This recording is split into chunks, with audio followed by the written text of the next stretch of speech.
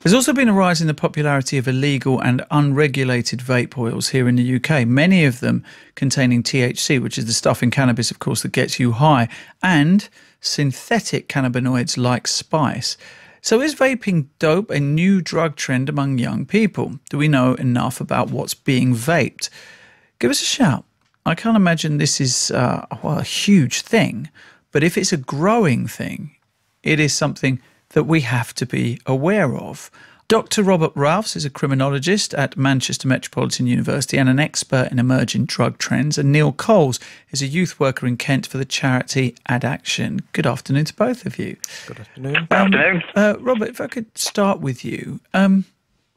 Is this, as far as we know, and I guess it's very hard to collate data at such an early stage, something that is gathering momentum, that more young people are looking at this as a way of engaging with drugs? I think what we're seeing in the last decade or so, from when e-cigarettes became popular from 2010 onwards, we're seeing a decrease in young people smoking tobacco, so from round about 1 in 4 to 1 in 6 in recent surveys. And then I think a percentage of those people who will go on to smoke cannabis will naturally do that in vape form because they've been used to using tobacco in that form. And there's just been a recent study of the international literature looking at 21 different studies and incorporating over 120,000 people. And that study shown that those people, young people who'd used e-cigarettes, are over 4 times as likely to go on to vape cannabis, whether that's CBD or THC. And I guess, one of the problems that people have talked about specifically with skunk is the concentration of THC in it, just how high strength it is. I guess similarly with the oils, there's different strengths that you could buy. How would you know? I mean, it's illegal, firstly. Well, if you're talking about what's sold legitimately is in terms of CBD, and that can contain legally up to 0.2 of THC. Right, okay. But then added to that, as you say, there's the kind of the vaping of THC, kind of cannabis vapes and cannabis oil as well, which they say can have higher levels of and is it legal? THC. It's not legal in the UK. And again, people talk about the different quality or different levels of THC in that. Prices can range from as little as kind of £40 for a refill.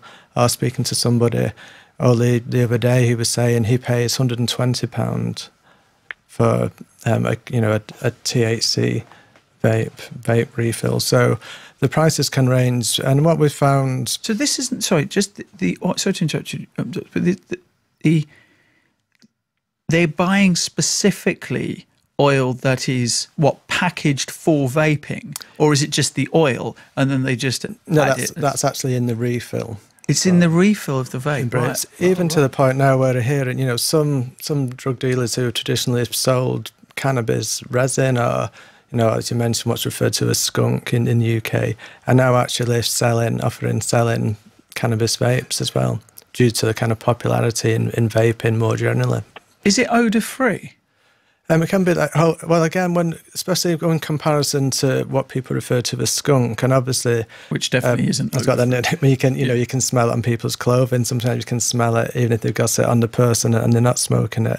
Then it's certainly much less obvious if somebody's kind of vaping a kind of THC or kind of vaping products of cannabis. But I think one of the concerns, and it's kind of touched upon in the clip from the American doctor there, is the fact that, worried about what's being sold as THC cannabis actually may contain more kind of potent synthetic cannabinoids, what's commonly referred to as spice in the UK. So I've had a couple of incidences of this in the Greater Manchester in the last couple of months, where young people had bought on social media what they were sold as cannabis, when actually they ended up being hospitalised, and when that was analysed, it contained kind of potent synthetic cannabinoids. And only yesterday in the States, there's some data in a press release that came out, over 350 synthetic cannabinoids, CBD products were tested, and over a third of them contained synthetic cannabinoids. Okay, is that because it's cheaper? It's much cheaper. Right. And it can be made synthetically, of course. And much more it? potent as well. Right, so you need smaller amounts. So the current strains that we have of synthetic cannabinoids at the moment are estimated to be 700 to 800 times more potent than cannabis. Oh, gosh. Okay. Neil Coles is with us as well, youth worker in Kent for the charity Ad Action. Neil, how do we know if someone is vaping an e-cigarette or something illegal? By asking them. And by making sure that you have, with certainly the young people that we're working with, making sure that you have a relationship with them in which you're able to ask those kind of questions. And if that's not possible as a parent, making sure that their educative provider, their school or their alternative provision, allow for them a space in which they're able to talk freely and openly about their substance use. Is there any evidence, Neil, that one leads to the other? Vaping naturally progresses to trying these illegal oils?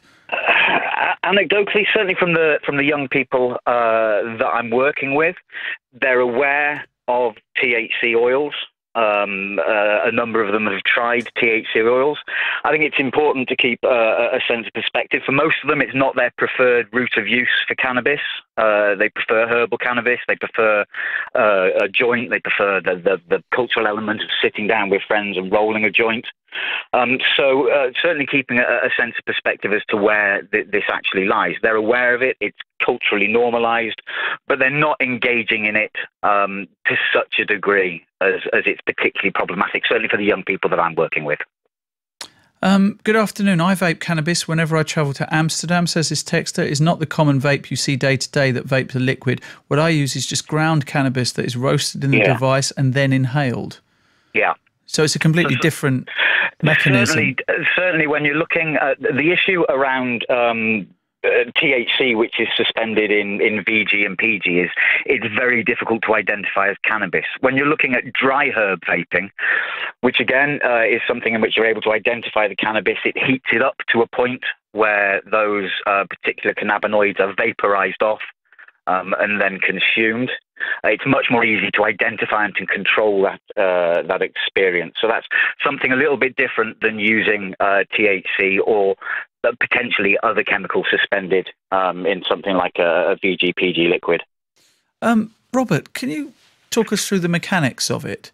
So there are specific vaping machines that you would use for herbal cannabis, and then there are the normal ones that anyone vaping would use where you could use the cannabis oil in? Yeah, what's sometimes referred to as dabbing. So as the caller kind of mentioned there, where you can actually, smoke the cannabis oil or the cannabis concentrate as well. So that's different from the vaping refills. Right, okay. So we see people vaping outside of buildings all the time. Those normal vaping machines that people use, they don't have to be converted. Pardon my ignorance, but I don't vape, so I don't know.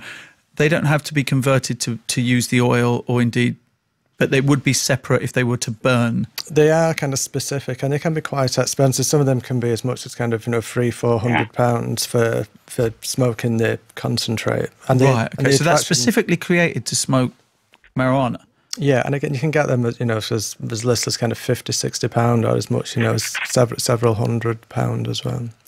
It's interesting that Neil said though that their popularity may be curtailed by the fact that it's not as social. There's something in the ritual of smoking marijuana that means that these won't be able to replicate them. Yeah, and quite often it's not one or the other. So it might be, in a certain situation, somebody might use a vape pen, but say, in a different situation, they would smoke cannabis traditionally and with friends and pass a joint around as well. So certainly, there's that, the social element of smoking a traditional spliff or a joint. Neil, do you think young people suitably educated in the dangers of this?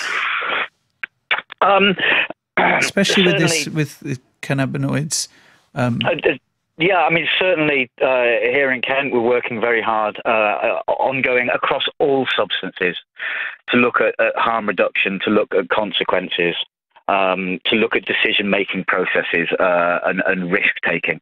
I think sometimes we are, in general, as a country, behind the curve when it comes to safeguarding young people around substances and how they're exposed to them.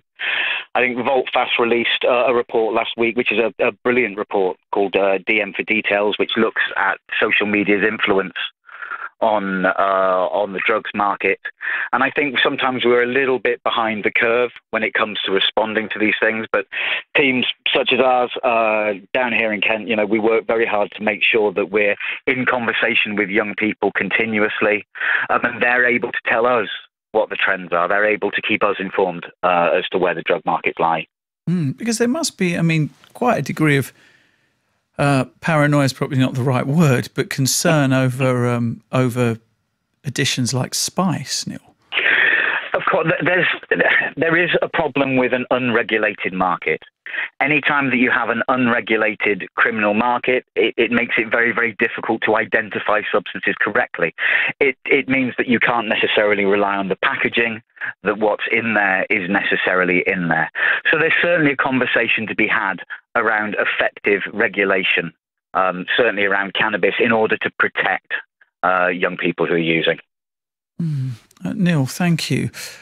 Let's speak now to James Dunworth, who's chairman of UK vaping company e-Cigarette Direct. James, good afternoon. Good afternoon. Reports of vaping-related deaths and illnesses, headlines about how little we know about the safety of e-cigarettes. This must be concerning to you. What do you think needs to be done to reassure the public about the safety of vaping, if indeed it is safe?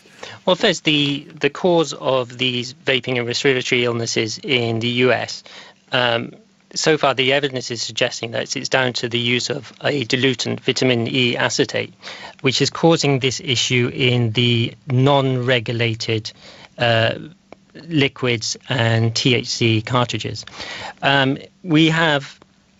We've been seeing the use of electronic cigarettes for over 10 years, and we've never seen anything like this situation appear to get before. So this is an acute illness which has appeared very suddenly in a specific geographic location, in a specific demography. So it's very unlikely that this is down to the use of regulated electronic cigarettes, especially when in the UK we have a yellow card system run by the MHRA designed to capture problems with vaping just like this. What are people getting when they buy an e-cigarette? Do they really know what they're getting? Are we still too early on? And you talk of regulation, and I very much doubt you would argue for more regulation as being chairman of a vaping company. Well, I think that we like to see sensible regulation that can reassure vapers that they're using good products, and we do have regulation. We've had it for several years, and what I would advise people is to buy products that have been regulated and are listed on the Medicines and Healthcare Regulatory Authority website, because these products have been tested and they've been submitted to the MHRA, so people can have a lot of confidence in those products. What do you think you can do to stop your products being misused to ingest substances that are illegal? Is there anything you think you can do? Well, at present, we're not seeing that our products are being misused. As been mentioned before, the situation in the US is where we're seeing specific devices with specific cartridges that are not regulated being used to with these dilutants, which appear to have mostly come from the black market. So, sorry, are you arguing that devices such as yours, I'm not saying your specific company, but devices such as yours cannot be misused to smoke drugs? I think it's difficult to anticipate what people in the black market could do. I'm sure there's some very smart people working out how to do illegal things with all sorts of devices. What I'm saying is we're not seeing that at present. And if you are buying a product from a reproducible company, it will come sealed so that you know it hasn't been tampered with. Robert, does that make sense to you? That essentially these e-cigarette products can't be misused? Well, the problem is, I say, with the the cartridges, and as was mentioned there, if they're being sold, but those cartridges can fit into. I wouldn't kind of. There's lots of different devices of different size cartridges. Of course, I'm sure there will be some which will be made to fit, some of the most common brands. So as it stands now, in order to smoke drugs in one of these, it would have to be specifically designed to be able to do that. It wouldn't be the same vaping machine that I see someone holding outside an office. Not if it's to smoke concentrates. I wouldn't really be able to comment because I've never personally vaped in terms of the interchangeability of a kind of a cannabis-based vape and a nicotine-based one. Right. Okay. I wasn't asking for personal experience. I was asking kind of knowledge of what is there interchangeability between the devices. Yeah, this wasn't a wish to pry into your private life. It was much more about whether these devices can be misused or not. Yeah, I think there's certainly scope there, but again, I wouldn't. Neil, what do you think? It is possible through a home method to extract cannabis and add it into a normal vape oil for use in a conventional vape that you might see. But to be very clear, it's quite a complex process. It's certainly sort of not one that most people would bother with. So the potential is there to do it, certainly. I don't think that it's a widespread thing that many people are going to do. But yes, it is possible to make a vape liquid from herbal cannabis that's able to be used in a normal vape. James, in terms of the ingredients in e-cigarettes, what is the testing that goes into them on humans or, as some people would take great issue with, on animals? Well, at the moment, the testing that is done on the e-liquid products that we sell is emissions testing. So basically, you are producing vapor and analysing it for any harmful substances, and that's the testing that's required by law and the MHRA. So okay, so in that respect, sorry, were you asking about all products or the studies, the research that is ongoing? The question was, have the ingredients in e-cigarettes been tested on humans or animals when inhaled? Oh yes. So there's, for example, there's been 2- and 3-year studies on people looking at how how their health is affected after they've vaped for a number of years, and looking at things like biomarkers in their bloodstream. So that's all been very promising so far, and we've even seen in some examples some reversal from smoking diseases when people have switched completely from smoking to vaping. Okay, James, thank you very much. That's James Dunworth, the chairman of UK vaping company e-cigarette. Also, thank you to Dr. Robert Ralphs, criminologist at Manchester Metropolitan University. Lastly, I just want to finish with you, Neil. Neil, what advice would you give to people listening who do choose to vape in this way? Certainly, be cautious. This is an unregulated market. So certainly approach with caution. If you have a young person in your life who you think is potentially vaping in this way, then talk to them in a sort of open, non-punitive way. Try and open up those lines of communication in which they're able to tell you about their experiences of this substance. Listen to them. Always listen to the young people in your life. Try not to marginalise them or isolate them around this, but keep open lines of communication. Neil, thank you. Neil Coles there, who works at Ad Action, the charity.